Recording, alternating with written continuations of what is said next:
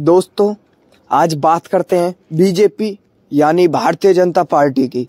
Bharatiya Janata party कहाँ से शुरू हुई और कैसे कैसे इस पार्टी में उतार चढ़ाव आए और कैसे कैसे ये पार्टी आज लाखों करोड़ों लोगों के दिलों पर राज करती है और जनता जो प्रधानमंत्री हमारे नरेंद्र मोदी जी हैं उनके फेस को देखकर वोट करती है हर जगह। तो पूरी ही सिंपल भाषा में, सीधी सामान्य भाषा में समझाने का मैं आपको प्रयास करूंगा। और तो चलिए इसी के साथ शुरू करते हैं। बीजेपी का इतिहास, बीजेपी की हिस्ट्री क्या रही है।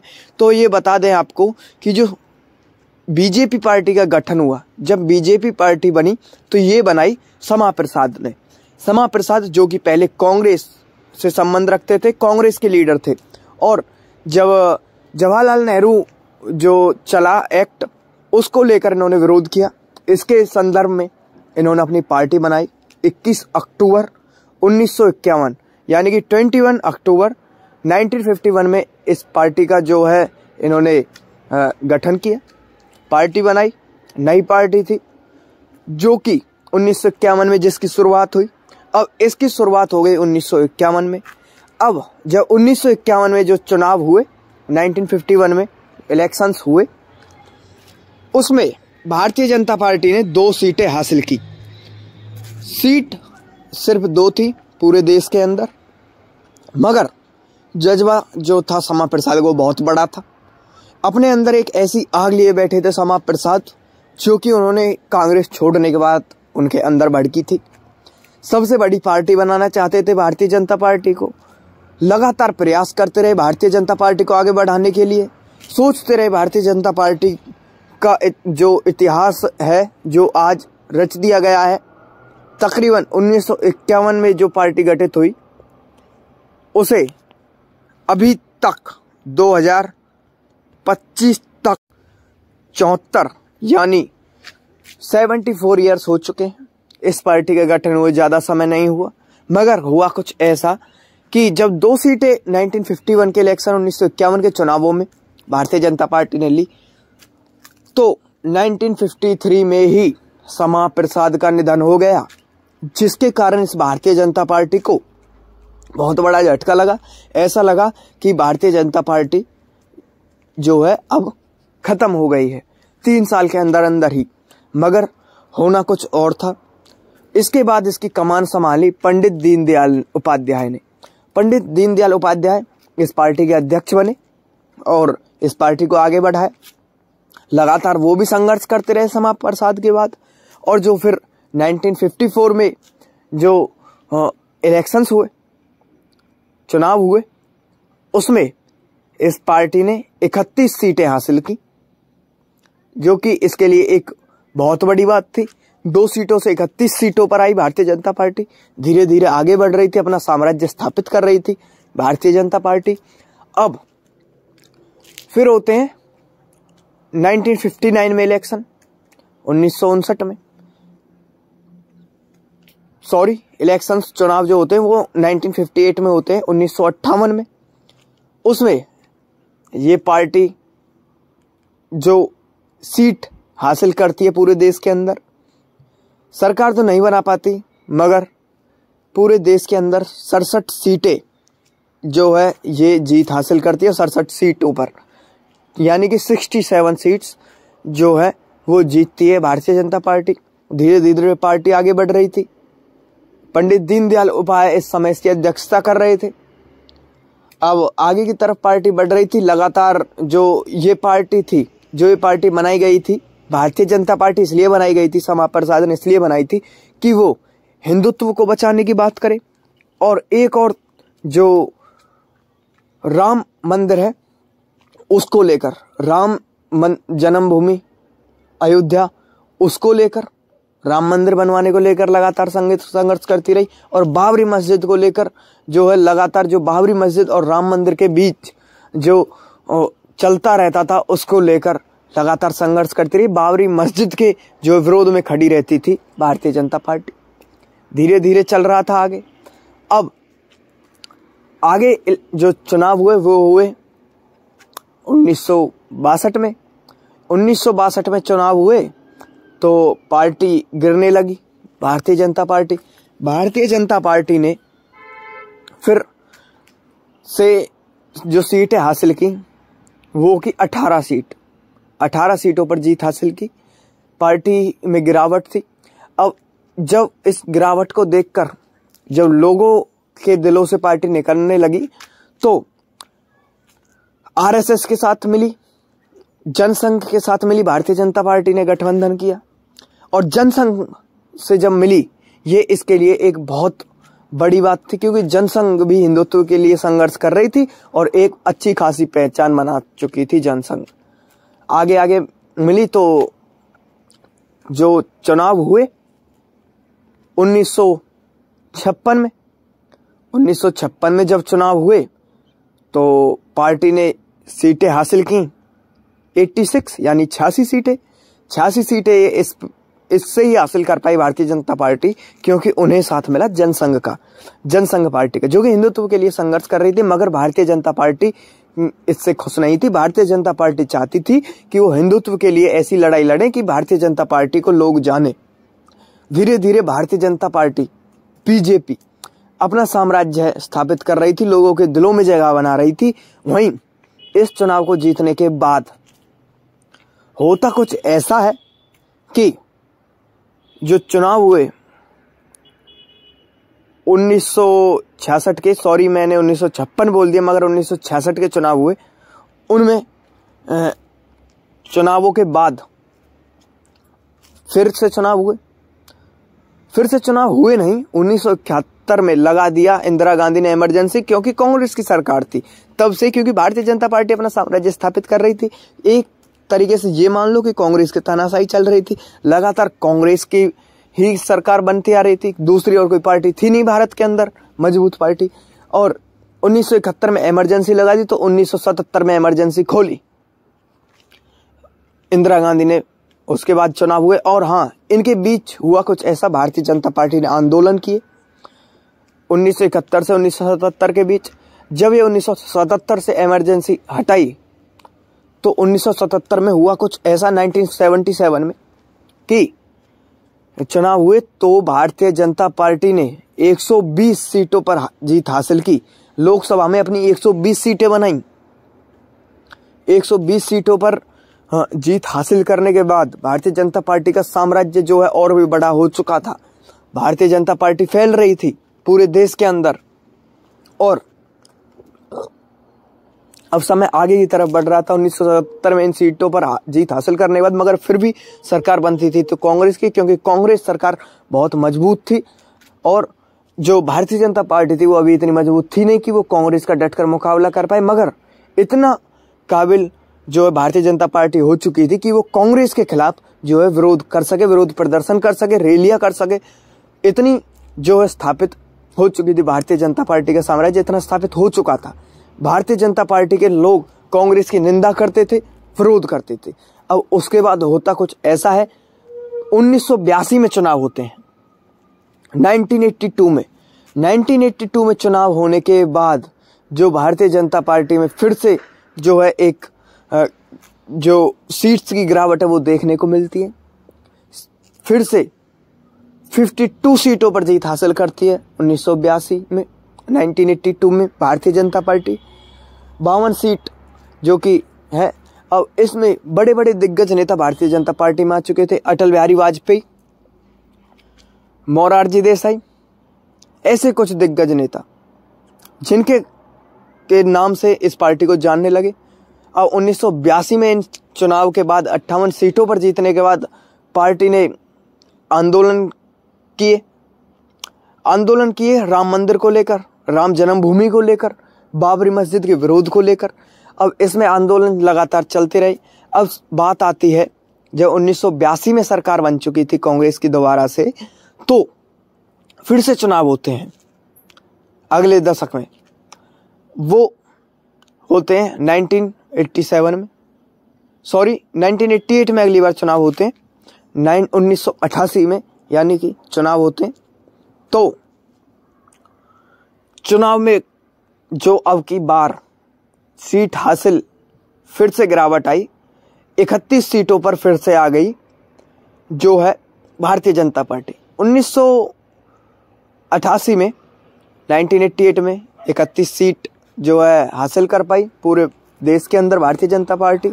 अब उसके बाद हुआ कुछ ऐसा कि लगातार आंदोलन करने शुरू किए भारतीय जनता पार्टी ने, अपनी आवाज़ उठाई हिंदुत्व को लेकर, रैलियां की।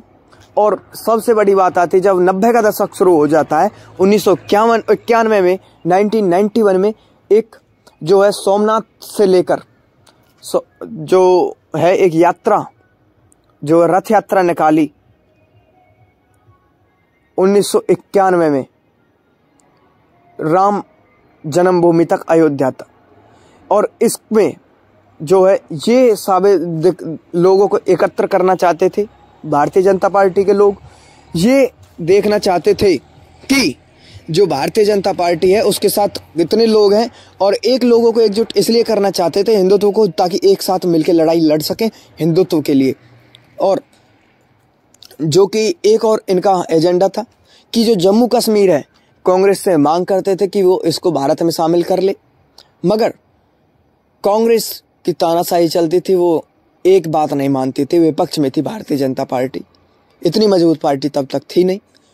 अब 1991 में जो ये होता है और ये जो रैलियां निकाल जो मतलब रथ यात्रा थी जो 1992 में सोमनाथ मंदिर से अयोध्या निकाली गई, उसमें जो है बिहार के लालू प्रसाद यादव उस समय मुख्यमंत्री थे, उन्होंने जो है इसमें वो डिटेन कर दिया कि ये रथ यात्रा नहीं निकलेगी, फोर्स को तैनात कर दिया।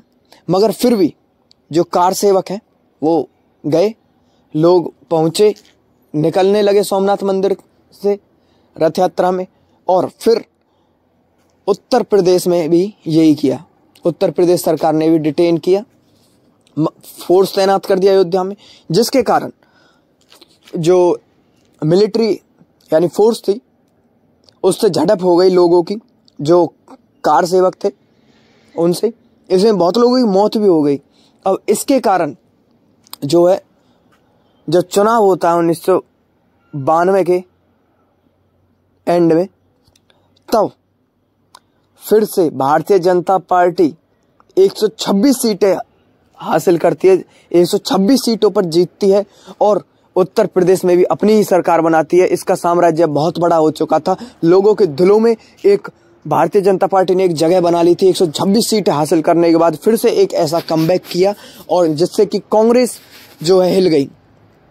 और इस बार कोई गठबंधन नहीं था, ना ही जनसंघ का साथ था, सिर्फ अपने दम पर भारतीय जनता पार्टी ने 126 सीटें जीती, जिससे कि भारतीय जनता पार्टी के कार्यकर्ताओं का मनोबल बढ़ा।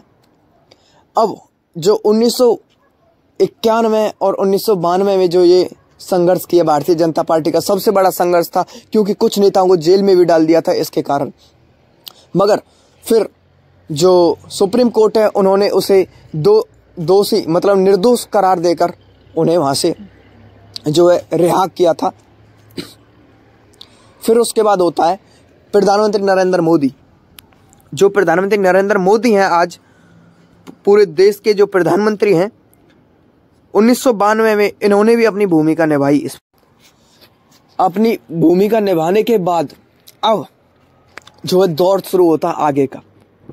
1992 में सीटें हासिल करने के बाद जब तानाशाही कांग्रेस की चलती थी, कांग्रेस की सरकार बनी थी फिर से, और जो क्षेत्रीय दल थे तब तक धीरे धीरे आगे बढ़ रहे थे, मगर जो क्षेत्रीय दल थे जो वो कांग्रेस को टक्कर नहीं दे पाते थे। मगर क्षेत्रीय दल इतने स्थापित हो चुके थे, उन्होंने भी अपना साम्राज्य इतना स्थापित कर लिया था कि वो सीटों पर जीत हासिल करते थे, मगर कांग्रेस को टक्कर नहीं दे पाते थे। इतने स्थापित उनका साम्राज्य नहीं हो पाया था क्षेत्रीय दलों का।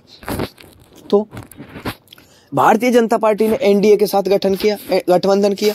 एनडीए को मतलब जो है उसे अपने साथ लिया।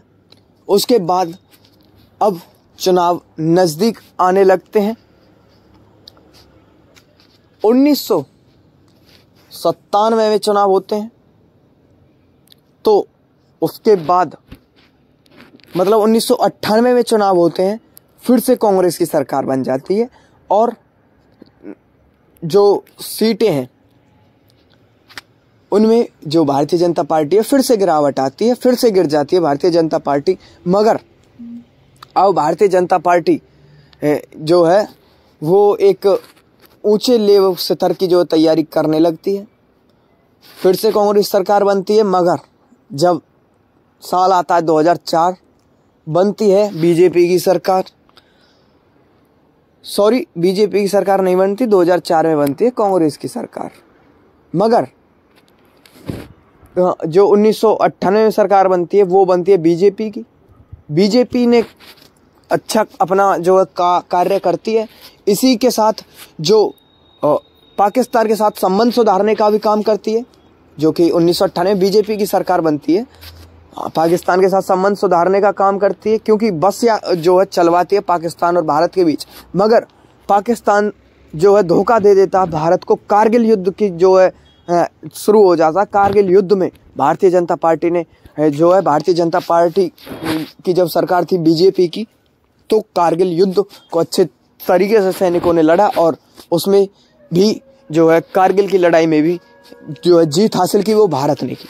अब 2004 में ऐसा लगने लगता है कि फिर से सरकार आएगी अटल बिहारी वाजपेयी, क्योंकि उस समय अटल बिहारी वाजपेयी प्रधानमंत्री थे। 1998 में जो प्रधानमंत्री बने थे वो अटल बिहारी वाजपेयी बने थे। अब फिर से ऐसा लगने लगा कि 2004 में अटल बिहारी वाजपेयी प्रधानमंत्री बनेंगे, मगर हुआ कुछ उल्टा। यूपीए जो कि कांग्रेस के साथ मिल गई, कांग्रेस के साथ यूपीए ने मिलकर सरकार बनाई। यूपीए के जो साथ मिलने से कांग्रेस फिर से जो है उठने क्या लगी, सरकारी कांग्रेस की बन गई 2004 में।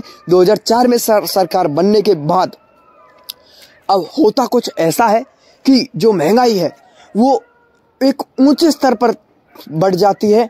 लगातार महंगाई पे महंगाई बढ़ी जाती है, कांग्रेस से लोग परेशान हो जाते। फिर 2009 में तख्ता पलट होता है। तख्ता पलट नहीं, 2009 में भी फिर से जो है सरकार बनती है कांग्रेस की। इस समय महंगाई का दौर था। 2004 से और 2009 में सीएम बने थे गुजरात से भारतीय जनता पार्टी से जो प्रधानमंत्री नरेंद्र मोदी।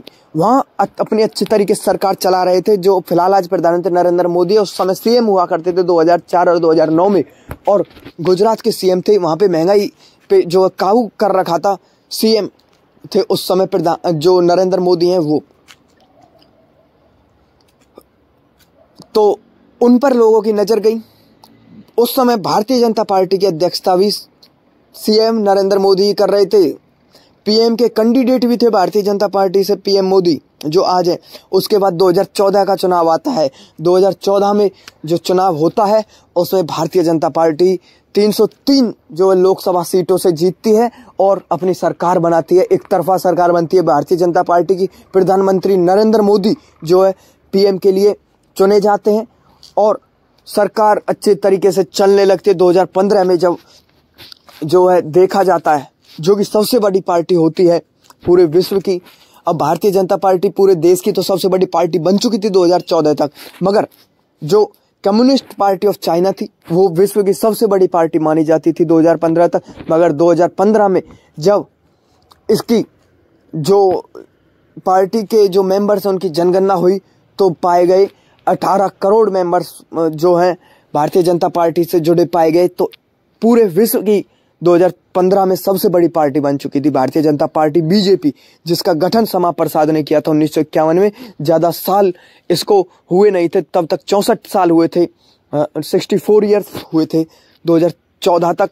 और 2015 में पूरे विश्व की सबसे बड़ी पार्टी बन गई Bharatiya Janata party BJP party. प्रधानमंत्री नरेंद्र मोदी 2014 में जो प्रधानमंत्री बने, उन्होंने अपनी एक ऐसी छवि कायम कर ली लोगों के दिलों में कि लोग अब भारतीय जनता पार्टी को वोट नहीं देते, प्रधानमंत्री नरेंद्र मोदी के चेहरे को देखकर वोट देते हैं, पीएम मोदी के फेस पर वोट देते हैं।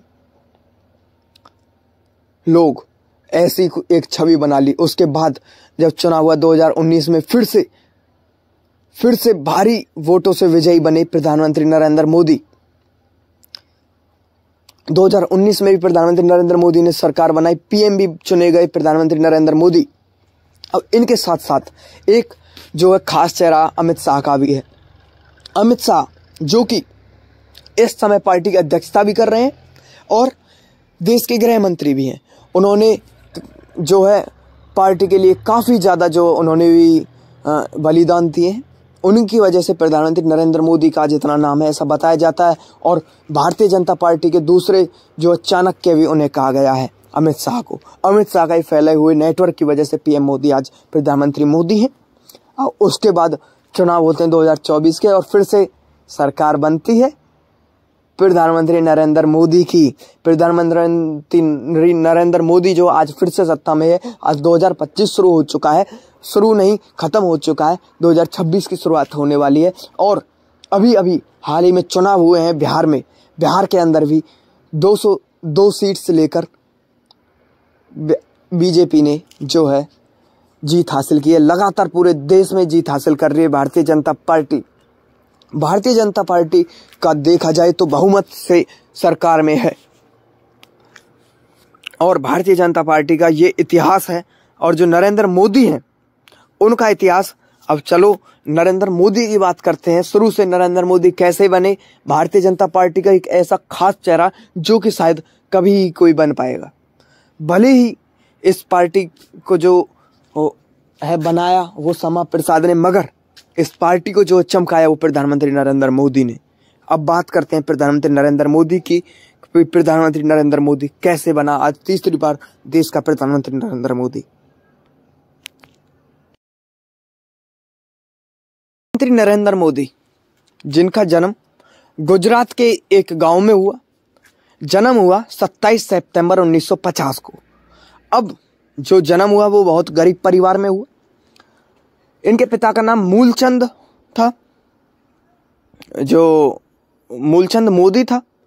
अब नरेंद्र मोदी जब धीरे धीरे बड़े होने लगे तो अपने पिता के साथ चाय बेचने लगे। 1962 में उन्होंने जो पाकिस्तान के साथ युद्ध हुआ उन सैनिकों को चाय पिलाई थी ट्रेन में। 1965 में भी उन सैनिकों को चाय पिलाई थी जो पाकिस्तान से युद्ध हो रहा था जिस समय, उन सैनिकों को। अब जो प्रधानमंत्री मोदी है वो बचपन से ही काफी निडर स्वभाव के थे। एक दिन ऐसा हुआ कि वो उसके गांव के पास वाले तालाब से घड़ियाल के बच्चे को पकड़ लाए, मगर उनकी मां ने जब उससे कहा तो वो उसे वहां छोड़ भी आई। अब उनके मन में जो है, जब उनकी पढ़ाई पूरी हुई, उन्होंने 12वीं तक की पढ़ाई की अपने गांव के ही स्कूल से, तो उनके मन में एक्टिंग का चस्का चढ़ा। उन्होंने एक्टिंग भी की और बहुत सारे पुरस्कार भी जीते एक्टिंग में। और फिर धीरे धीरे उनके जो मन था बचपन से वो सन्यासी बनने का था। सन्यासी बनने के लिए वो उतावले थे। उनकी शादी हो गई जसोदाबेन से और माना जाता है कि 3 साल तक वो जसोदाबेन के साथ थे, अपनी पत्नी के साथ। उसके बाद 3 साल बाद वो सन्यासी हो गए, पश्चिम बंगाल के मंदिरों में रहे और कई साल तो उन्होंने हिमालय पर्वतों के साथ साधु संतों में बिता दिए, हिमालय पर्वत में साधु संतों के साथ बिताए। उसके बाद उन्होंने फैसला किया कि अब उन्हें सन्यासी जीवन त्याग देना चाहिए। सन्यासी जीवन जब प्रधानमंत्री नरेंद्र मोदी ने त्यागा तो अपने भाई के साथ चाय बेचने लगे अहमदाबाद रेलवे स्टेशन पर। वहीं वो एक आश्रम में बूढ़े जो लोग थे उनके कपड़े धोते, चाय बेचते अपने भाई के साथ और अन्य काम करते। और वो हर काम करने से पहले अपनी माँ का आशीर्वाद लेने जाते थे। अब धीरे धीरे जब कांग्रेस पार्टी का राज था पूरे हिंदुस्तान में तो 1970 में ये जुड़े आरएसएस से। 1980 में जब जो सोमनाथ मंदिर से लाल कृष्ण जो थे उन्होंने जब यात्रा जो रथ यात्रा निकाली थी उनके साथ वो जुड़ गए, उन्होंने उनका साथ निभाया। तब से ये बीजेपी की नज़र में आ गए, भारतीय जनता पार्टी से जुड़ गए। 1985 में जब ये भारतीय जनता पार्टी की सरकार बनी भारी बहुमत से, तो इनकी एक नेता से खलबली हो गई। तो इसके कारण जो उन्होंने अपने जो गुजरात के सीएम बने थे उस समय उन्होंने शपथ ले ली, तो फिर केशव को गुजरात का सीएम बना दिया गया। और फिर उसके बाद लगातार ये काम करते रहे। 2001 में इन्हें चुना गया गुजरात का सीएम, गुजरात का मुख्यमंत्री चुना गया। प्रधानमंत्री मोदी जो हैं आज उन्हें अब सीएम चुनने के बाद 2002 में 26 फरवरी को हो जाता है गोधरा कांड, जिससे कि प्रधानमंत्री नरेंद्र मोदी का नाम जुड़ जाता है। अब इन नरेंद्र मोदी का नाम जुड़ने के बाद लगातार केस चलता है। 9 साल 2010 में आता है जिसका फैसला, और उस फैसले में नरेंद्र मोदी का पता जो है वो बताया जाता है कि नरेंद्र मोदी का इसमें कोई हाथ नहीं था। जो ये गोधरा कांड हुआ, इसमें जब जो इस ट्रेन के जो है उसके एक इंजन में आग लगाई गई थी, जिसमें 59 लोगों की मौत हुई, 59 लोगों की मौत हुई। उसके बाद इसमें गुजरात में दंगे भड़क गए, जिसमें 1200 लोगों की तकरीबन मौत हो गई। बड़े से बड़े दंगे हुए गुजरात में, और ये लगातार सीएम रहे गुजरात के 3 बार। उसके बाद 26 मई 2014 को ये भारत जैसे एक बड़े देश के प्रधानमंत्री चुन दिए गए। 26 मई को शपथ ली प्रधानमंत्री नरेंद्र मोदी ने राष्ट्रपति भवन में। 26 मई 2014 वो तारीख थी जिस दिन नरेंद्र मोदी प्रधानमंत्री बने, पीएम बने।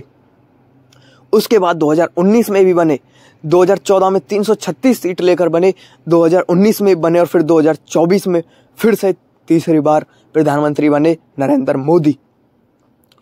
और यही है कि उन्होंने अपने चेहरे की एक ऐसी पहचान बना ली कि अब लोग भारतीय जनता पार्टी को नहीं, उनके चेहरे को देखकर वोट